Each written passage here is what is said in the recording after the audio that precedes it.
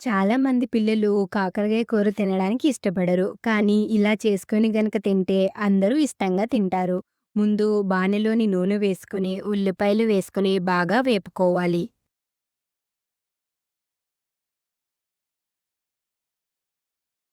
ఈ పచ్చిమిరపకాయలు చీల్చుకొని వేసుకొని బాగా కలుపుకోవాలి.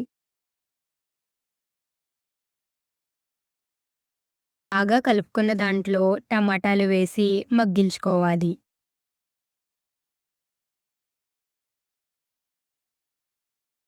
బాగా వేగిన ఉల్లిపాయ, టమాటాలు దాంట్లో అల్లం వెల్లుల్లి పేస్ట్ వేసుకొని పచ్చివాసన పోయేంత వరకు వేపుకోవాలి.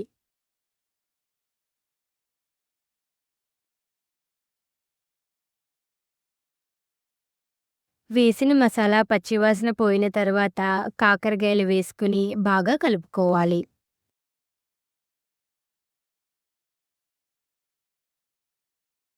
కాకరకాయలు మగ్గిన తర్వాత అందులోకి తగినంత కారం, ఉప్పు, చిటికెడు పసుపు వేసుకొని బాగా కలుపుకోవాలి.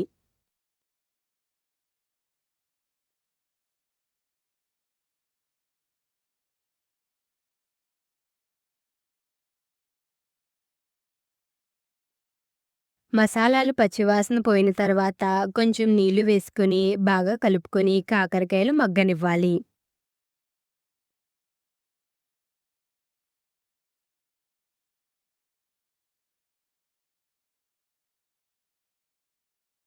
నీళ్లు మరుగుతున్నప్పుడు అందులోకి చింతపండు పులుసును వేసుకొని బాగా మరిగించుకోవాలి.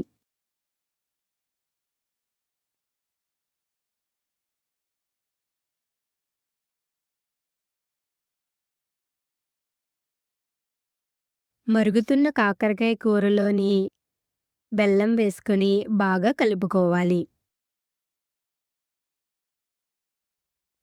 ఆ తరువాత బియ్యపు పిండిలోని వాటర్ వేసుకొని బాగా కలుపుకొని కూరలోకి వేసి బాగా కలుపుకోవాలి. దానివల్ల మనకి కూరలోకి చిక్కదనం కలుగుతుంది. మూత తీసుకొని బాగా కూరని కలపాలి.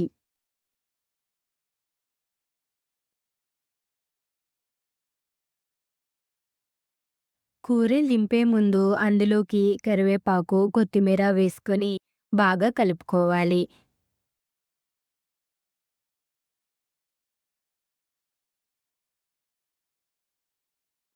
అంతే, చాలా రుచికరమైన చేదులేని కాకరకాయ కర్రీ సిద్ధమైపోయినట్టే.